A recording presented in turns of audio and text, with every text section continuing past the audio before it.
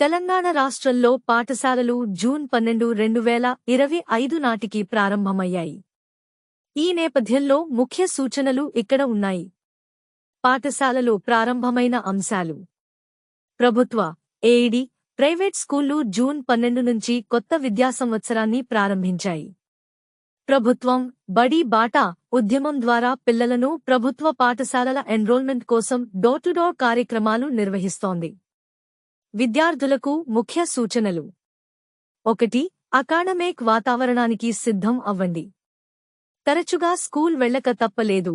కొత్త time table, పరీక్షలు, హాలిడేలు మొదలైనవి వెంటనే ప్రారంభమవుతాయి. ప్రభుత్వ పాఠశాలల్లో ఏఐ డిజిటల్ టూల్స్ ప్రవేశపెట్టబడ్డాయి.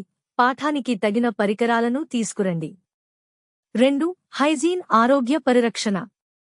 దగ్గరగా వస్తున్న వాతావరణంలో కరోనా వంటి వైరల్ వ్యాధులు వ్యాప్తి చెందే అవకాశాలు ఉన్నాయి.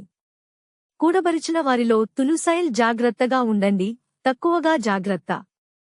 జ్వరం, దగ్గు, జలుబు వంటి లక్షణాలు ఉన్న విద్యార్థులు ఇన్ఫెంట్ స్క్రీనింగ్లో తప్పనిసరిగా పరీక్షించబడువారు.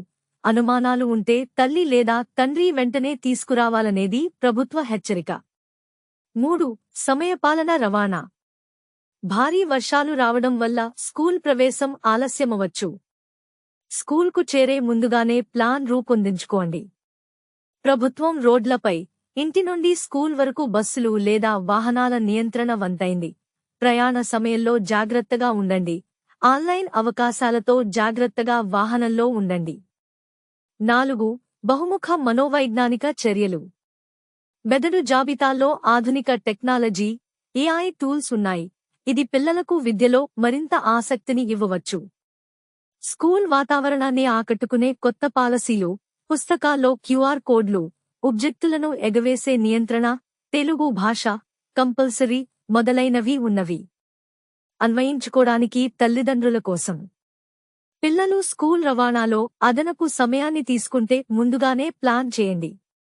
ఆరోగ్య లాక్డౌన్ సమయంలో పరీక్షల బుకింగ్, అధ్యాపకులతో సమన్వయం చేసుకోండి. స్కూల్ ప్రశ్నిస్తే స్కూల్ కాల్ మామిడి పారెంట్ టీచర్ సమావేశాల్లో పాల్గొనండి.